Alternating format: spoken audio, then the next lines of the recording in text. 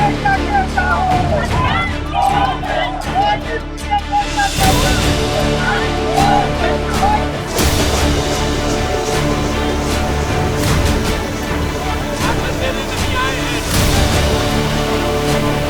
हारना हमको मंजूर है, हमको जनसुराज बंद करना मंजूर है, लेकिन समझौता नहीं करेंगे।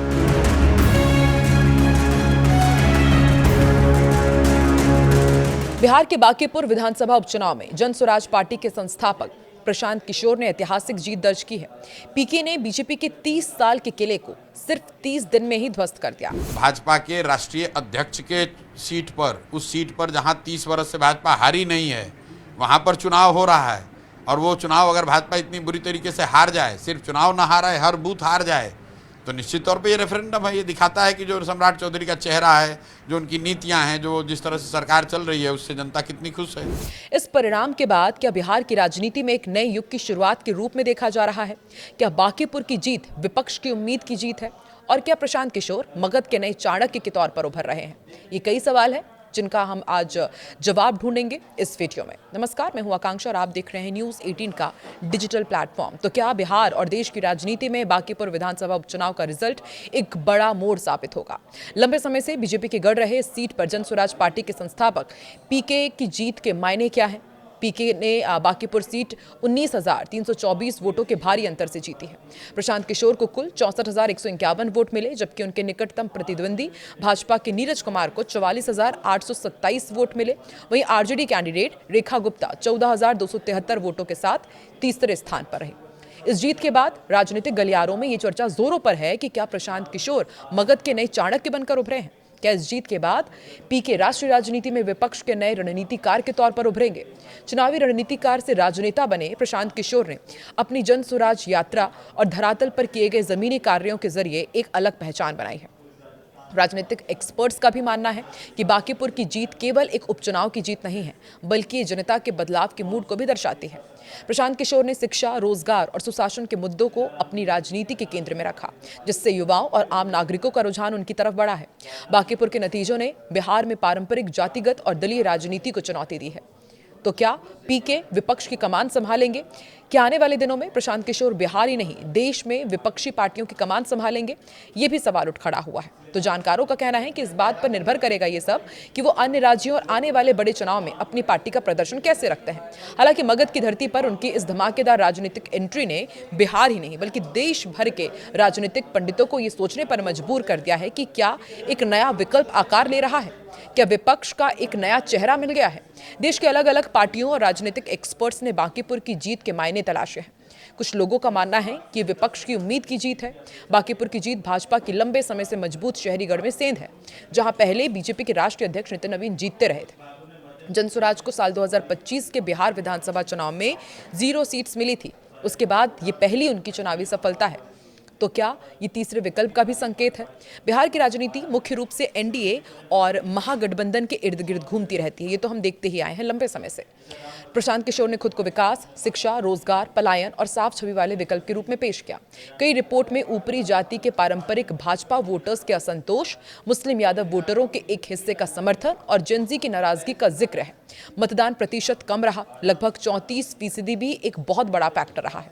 ऐसे में प्रशांत किशोर पहली बार खुद मैदान में उतरे और जीत का परचम उन्होंने लहरा दिया। पीके का पूरा कैंपेन किस तरफ रहा, ये भी आपको समझाते हैं। देखिए, प्रशांत किशोर ने इस पूरे कैंपेन में इसे सिर्फ विधायक चुनने का चुनाव नहीं, बल्कि भाजपा के केंद्रीय नेतृत्व मोदी शाह को बिहार के मुख्यमंत्री सम्राट चौधरी को लेकर संदेश बताया। उन्होंने साफ साफ बीजेपी पर छवि, सक्षम नेतृत्व, शिक्षा, रोजगार पर फोकस नहीं करने का मुद्दा बनाया। जनसुराज और विधानसभा में मौजूद हैं और प्रशांत किशोर बिहार में किसी भी दल के साथ फिलहाल गठबंधन से इंकार करते हैं। वे राजद या कांग्रेस के साथ नहीं जुड़ना चाहते, बल्कि स्वतंत्र तीसरी ताकत बनने की कोशिश करते रहते हैं। अगर वो बांकीपुर में अगले कुछ महीनों में दिखने वाले बदलाव लाते हैं, जैसा उन्होंने वादा किया है, तो विश्वसनीयता बढ़ेगी। हालांकि एक सीट से पूरे राज्य या विपक्ष का चेहरा बनना मुश्किल जरूर है। राजद अभी भी मजबूत क्षेत्रीय ताकत है। भाजपा के पास सत्ता है, संगठन है और आने वाले चुनाव, लोकसभा या फिर अगला विधानसभा चुनाव में जनसुराज को वोट प्रतिशत और सीटें बढ़ानी होंगी। प्रशांत किशोर की ताकत संगठन निर्माण, मुद्दे आधारित अभियान और मीडिया में जगह बनाने में है, लेकिन पारंपरिक जाति समीकरणों को पूरी तरह तोड़ना चुनौतीपूर्ण रहेगा। जानकार ये भी बताते हैं कि एक उपचुनाव राष्ट्र समीकरण नहीं पलटता, फिर भी भाजपा के लिए चेतावनी है। खासकर शहरी मध्यम वर्ग और युवा वोटर्स में असंतोष को दूर करना होगा। प्रशांत किशोर राष्ट्रीय राजनीति में किसके साथ जाएंगे, ये भी सवाल पूछा जा रहा है। आने वाले समय में कांग्रेस या अन्य दलों के लिए प्रशांत किशोर सहयोगी या प्रतिस्पर्धी दोनों ही हो सकते हैं। राष्ट्रीय स्तर पर प्रशांत किशोर को लेकर चर्चा बढ़ेगी, खासकर अगर वो बिहार से आगे विस्तार करते हैं। लेकिन अभी जनसुराज का मुख्य फोकस बिहार ही है। अगर जनसुराज संगठन मजबूत करता है और विकास का मॉडल पेश करता है तो ये क्षेत्रीय राजनीति में तीसरी लहर का हिस्सा बन सकता है, वरना एक हाई प्रोफाइल जीत के बाद स्थिर होना मुश्किल हो सकता है। कुल मिलाकर बांकीपुर की जीत जनसुराज और प्रशांत किशोर के लिए उम्मीद जगाने वाली है, खासकर 2025 की हार के बाद। ये मगध के नए चाणक्य वाली छवि को मजबूत करती है, लेकिन विपक्ष का स्थायी चेहरा बनने के लिए उन्हें लगातार प्रदर्शन, संगठन और बड़े पैमाने पर समर्थन जुटाना होगा। राजनीति में एक जीत शुरुआत है, अंत नहीं। आने वाले महीनों में बांकीपुर में उनके काम और बिहार की राजनीति का रुख इस बात को साफ करेगा। इधर बांकीपुर उपचुनाव में बीजेपी की हार ने बिहार एनडीए में हलचल बढ़ा दी है। इसके बाद नीतीश कुमार और पीएम मोदी की मुलाकात हुई, जो कि काफी अहम मानी जा रही है। हालांकि बिहार में उपचुनाव के नतीजे कभी भी विधानसभा चुनाव के पक्के संकेत नहीं होते।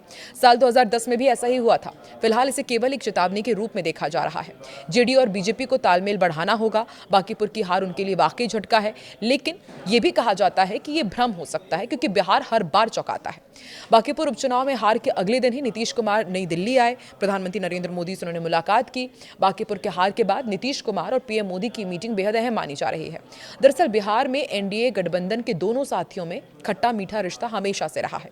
साल 2020 चुनाव के बाद ये और तेज हुआ, जब ज्यादा सीटों पर लड़ने के बावजूद जेडीयू सिर्फ 43 सीटों पर सिमट गई थी। इसके बाद भी जब उपचुनाव हुए, गठबंधन धर्म के बावजूद दोनों दल एक दूसरे की ताकत की टेस्ट लेते नजर आए। बोचहा में बीजेपी की बेबी कुमारी की हार इसी का नतीजा थी। उस समय जेडीयू खेमे में एक अलग तरह का जश्न था। अब तक बड़े भाई की भूमिका में रही जेडीयू के लिए बीजेपी की हार मलहम का काम कर रही थी। हालांकि इसके बावजूद नीतीश कुमार ने अगस्त में यू टर्न ले लिया, जब साल 2020 बोचहा में स्थानीय स्तर पर बीजेपी के खिलाफ सवर्णों में नाराजगी की बात सामने आ रही थी। इसके उलट जब कुर्नी का उपचुनाव हुआ तो बीजेपी का कैडर जेडीयू को सबक सिखाना चाहता था, क्योंकि चुनाव दिसंबर में था और नीतीश अब तेजस्वी के साथ सरकार चला रहे थे। ये सीट आरजेडी विधायक के अयोग्य घोषित होने के बाद खाली हुई थी। फिर क्या था? जो ताकतें बोचहा में बीजेपी की हार का कारण बनी, वही कुंडी में बीजेपी के केदार गुप्ता की जीत के कारण बन गई।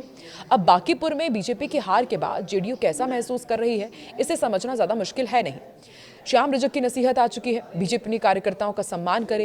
ये बयान अपने आप में गठबंधन के भीतर की मनोदशा को दिखाता है। देखिए, बिहार की राजनीति लंबे समय से त्रिकोणीय रही है। यहाँ जो दो ध्रुव एक साथ जाते हैं, सरकार उसी की बनती है। नीतीश कुमार अब सार्वजनिक तौर पर बीजेपी के साथ स्थायी रहने की बात कर चुके हैं। ऐसे में जब तक जेडीयू का अस्तित्व है, वो नहीं चाहेगी कि प्रशांत किशोर जैसे कोई भी तीसरी ताकत बिहार में उभरे। वैसे भी बिहार के उपचुनाव पहले कभी बड़े संकेतक नहीं रहे हैं। साल 2010 के विधानसभा चुनाव से कुछ महीने पहले 10 सीटों पर उपचुनाव हुए थे। ये सभी सीटें एनडीए के पास थी, लेकिन उनमें से 5 पर आरजेडी ने कब्जा कर लिया। ये सीटें थी लौकहा, त्रिवेणीगंज, रुपौली, बायसी और कस्बा। उस समय भी यही नैरेटिव बना कि साल 2010 से पहले आरजेडी का कमबैक हो रहा है, लेकिन जब अक्टूबर-नवंबर में विधानसभा चुनाव हुए तो पूरी तस्वीर बदल गई और आरजेडी सिर्फ 22 सीटों पर सिमट गई। यानी बिहार की राजनीति में उपचुनाव को अंतिम संकेत मान लेना अक्सर गलत साबित होता है। इसलिए बांकीपुर को अगर किसी फ्रेम में रखना है तो उसे चेतावनी के तौर पर देखा जा सकता है, भविष्यवाणी के तौर पर नहीं। कार्यकर्ताओं की नाराजगी, स्थानीय समीकरण और तालमेल की कमी जैसे मुद्दे मौजूद हैं, लेकिन इसे भविष्यवाणी मान लेना जल्दबाजी होगी। बिहार में असली फैसला हमेशा बड़े चुनाव में होता है, जहां मतदाता स्थानीय समीकरणों से आगे बढ़कर स्थिरता, नेतृत्व और व्यापक राजनीतिक विकल्प को ध्यान में रखता है। तो आपको क्या लगता है कि क्या वाकई तीसरी ताकत के तौर पर अब बिहार में प्रशांत किशोर उभरेंगे, या फिर जो नैरेटिव 2010 में हुआ था वही अब आने वाले विधानसभा चुनाव में रिपीट होगा और लोकसभा चुनाव में भी, या फिर प्रशांत किशोर कुछ सरप्राइजिंग फैक्टर बिहार में लेकर आने वाले हैं? आपको क्या लगता है, कैसे जीते हैं प्रशांत किशोर? कमेंट सेक्शन में जरूर बताइएगा।